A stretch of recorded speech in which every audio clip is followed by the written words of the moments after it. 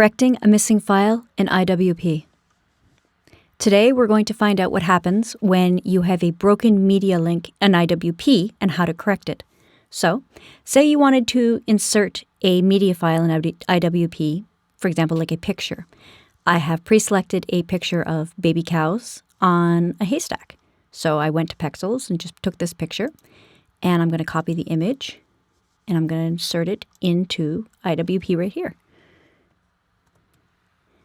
And what you can see is the picture has been uploaded, but what is going to happen is you see right up in here an HTML object.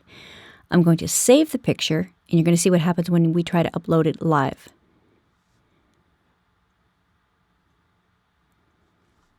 When we go there, you see a broken link or an X.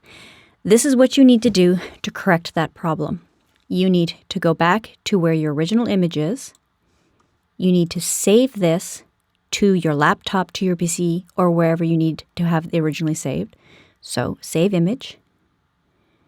And I'm just going to save it into my downloads folder. Wherever you choose to save it doesn't really matter. Save it as a JPEG.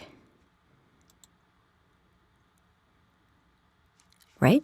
Now we're going to go back into IWP, and we're going to go into Edit.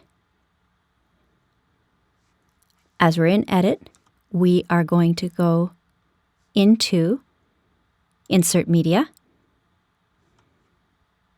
and we're going to go into Choose File. We're going to go into our downloads.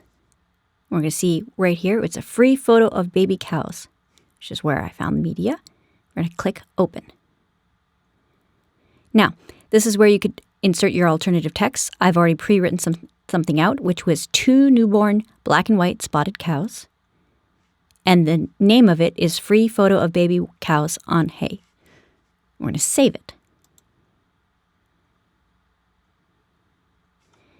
As you can see right here, we've got the image selected. We're going to insert the selected.